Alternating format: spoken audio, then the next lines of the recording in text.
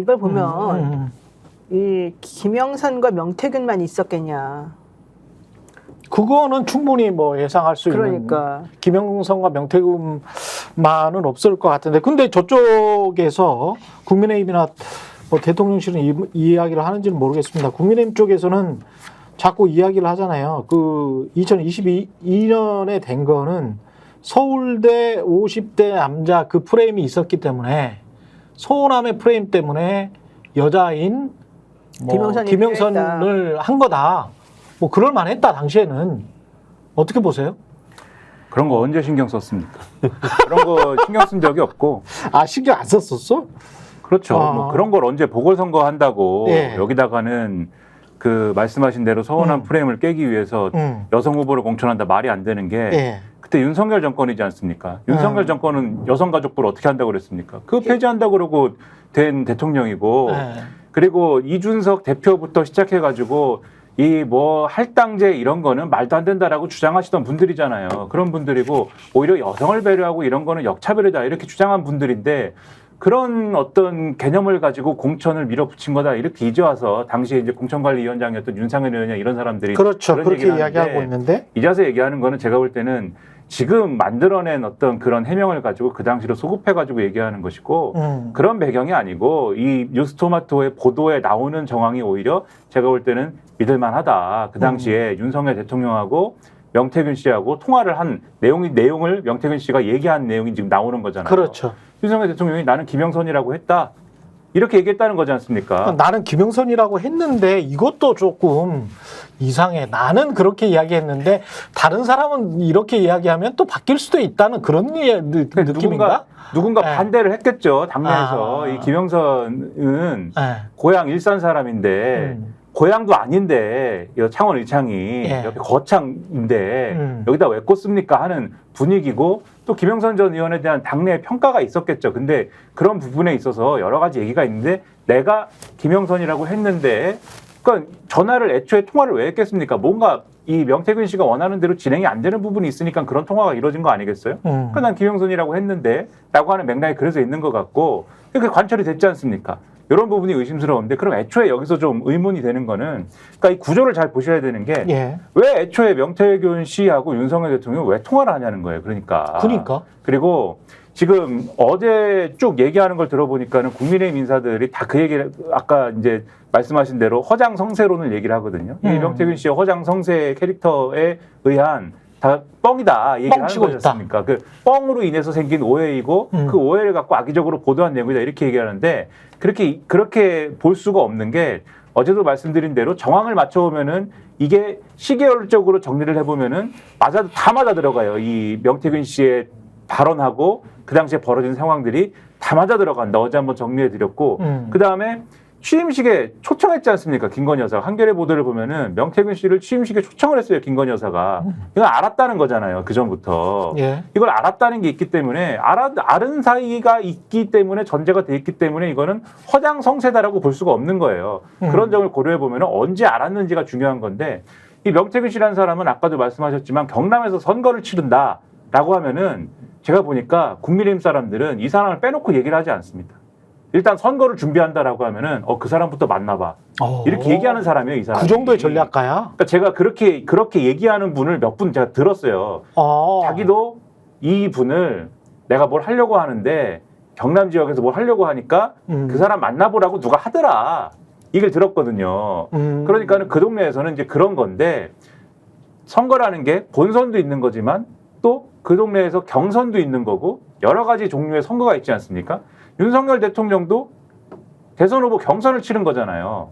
제가 볼 때는 그래서 당에 기반이 없는 사람이 와가지고 경선 치를 때 명태균 씨의 도움을 받았겠습니까? 안 받았겠습니까? 예를 들면은 이런 관계들이 있다고 하면은 이렇게 퍼즐을 맞춰보면은 왜 윤석열 대통령과 김건희 여사와 명태균 씨 간의 어떤 관계나 이런 것들이 어디서부터 형성이 된 것이고 그리고 이것이 왜 지금의 어떤 인연에 이르게 되었는지 명태균 씨가 어떻게 김영선 전 의원에 대한 공천이나 이런 것들을 요구할 수 있게 되었는지 등등이 지도가 쭉 그려지는 거예요. 그래서 이걸 허장성세론이라고 퉁치고 넘어가서는 안 된다. 이런 말씀 드리는 겁니다. 그 윤석열 대통령이 정치 기반이 사실은 별로 없는 상황에서 갑자기 대권 후보가 됐고 갑자기 대통령이 돼버렸어요. 그렇죠. 그러면 가장 그 타임에서 그 사람들에게 필요한 건 뭡니까? 검찰총장 퇴임 이후에 이 정치 지형을 이해할 수 있게끔 옆에서 책사 노릇을 하는 사람이 일단 필요하고 그렇죠. 두 번째는 각 지역마다 영향력을 행사할 수 있는 힘 있는 이런 그 정치 브로커들이 사실은 필요하단 말이에요.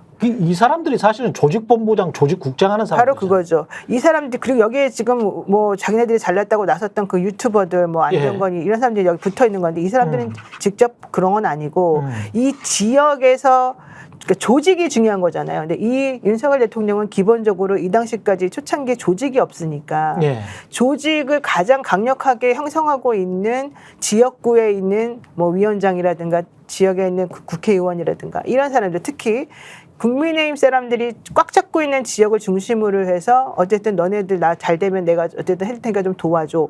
이런 마음으로 이 그룹을 만들어 놨어야 되는데요. 예. 그렇게 어쨌든 성공을 했어요. 어설프게라도 0.7 어쩌고 해서 별로 차이는 안 났지만 자 이런 상황이라고 한다면 너무 기분이 좋아했겠죠. 그렇죠. 근데 이 상황에서 자기가 꼭 하고 싶은 거는 뭐겠습니까? 나를 이렇게 도와준 울심양면 도와준 이 사람들에 대한 농공행상도 해야 되지만 예. 또 하나 더 중요한 건 내 사람을 심어야 되겠다. 나한테 충성하는 사람들을 빨리 찾아가지고 내가 여기다가 내 뿌리를 박아야 된다. 예. 이게 기본적인 정치인들의 마음이잖아요. 자, 2022년 5월 10일 날 이분이 대통령 취임식에 가야 돼요. 그렇죠. 근데 2022년 5월 9일 날 이 사람이 그런 걸 도와주었다고 생각되어진 이 책사라는 사람이 연락을 해요. 대통령한테 직접 했는지 안 했는지 모르겠지만 명태균이. 명태균이 하는 얘기는 김영선이라고 하는 사람을 여기에 없으니 너 내려가서 어떻게 해라 이런 지휘를 지금 이 사람이 하는 모양이 제가 보이잖아요. 그러네. 네. 자, 취임식 전날.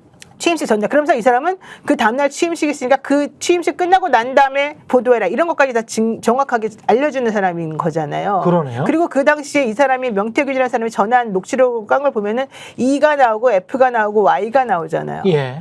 여기서 말하는 E가 윤한홍이고 뭐 F가 누구고 Y가 김영선이고 뭐 이런 얘기 지금 우리가 다 미루어 짐작이 충분히 가능한 사람들이었거든요. 예. 근데 이 사람들하고 얘기한 내용을 들여다보게 되면 야, 나는 원래 김영선이가 너네 다 가는 줄 알았는데 누군가가 너 말고 딴 사람을 꽂으려고 해서 이 보궐에 딴 사람을 꽂으려고 해서 내가 지금 상황을 뒤집었어. 내가 지금 대통령한테 김건희한테 전화해봤어. 그랬더니 대통령은 나한테는 그러대 김영선이라고. 근데 이제 와가지고 이렇게 됐냐. 내가 뭐 항의했더니 아이 됐어 하면서 우리 너 얘 보내주기로 했으니까 내일 취임식 끝난 다음에 발표하면 돼. 이렇게 해서 자기가 마무리를 시켰다. 자기가 일을 다 정리했다. 이게 잘난 척하려고 자랑하는 그런 전화였잖아요. 그 전화가. 엄청난 권력이네. 그러니까 그건 엄청난 예. 권력이라는 거예요. 근데 예. 이런 엄청난 권력들을 이 사람이 대통령을 처음 만들어줄 때 그 타임에 하겠어요? 아니면 다 끝나고 대통령이 힘을 막 잔뜩 가진 다음에 하겠어요? 대통령이 그렇지. 힘이 아직 없을 때 내가 뭔가 해준 것처럼 해가지고 하겠죠. 그렇죠. 그리고 요게 잘 되고 나면 요걸 빌미로 해가지고 이것 때문에 덕을 본 김영선은 이 사람을 계속 쫓아다니겠죠.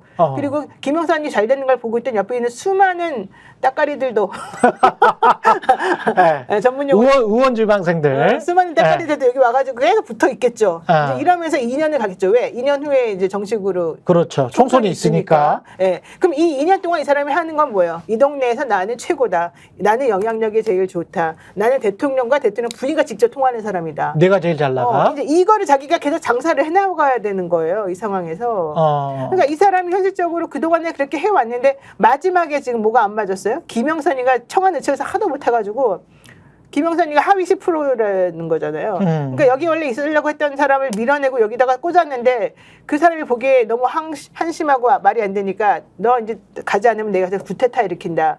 이래가지고 이 사람이 절로 가래요.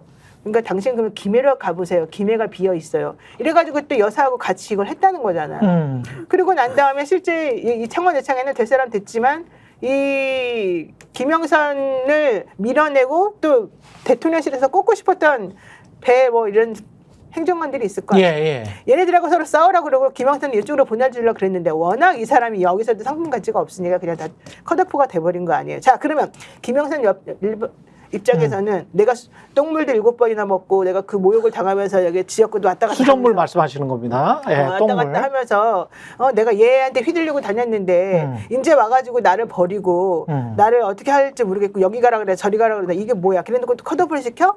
나 이제 더 이상 못 참아. 내가 이거 하려고 너네들한테 그렇게 뒤에서 이렇게 했는 줄 알아? 이렇게 생각하겠죠? 그러면 그 다음에 해야 될 게 뭡니까? 폭로. 폭로 내지는 딜. 이 그렇지. 폭로할 가지고 딜. 그게 바로 그 당시에 있었던 사람이 바로 개혁신당의 이준석이란 말이죠. 개혁신당의 이준석이 최소 2~3석은 가져갈 거라는 게 원래 원칙이었고 얘네들은 의원석이 없었기 때문에 의원이 있는 사람을 좋아할 거라고 생각했기 때문에 자기 의원 갖다 주고 1번 해달라고 했던 건데 김종인이 딱 버티고 있는 거지.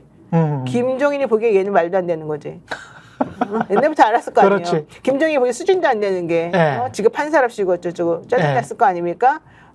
근데 와가지고 한다는 소리가 나 1번 줘 3번 줘 의원사 자리 하나 줄게. 이미 의원이 막 넘쳐 이 동네 이제 5명 6명이. 저희가 얘기할 때 오셔가지고 라이브로 관전하시기 바랍니다. 반드시 주변 사람들 데리고 오시기 바랍니다. 구독, 좋아요, 알림 설정 해주시기 바랍니다. 좀 살려주십시오. 저 좀.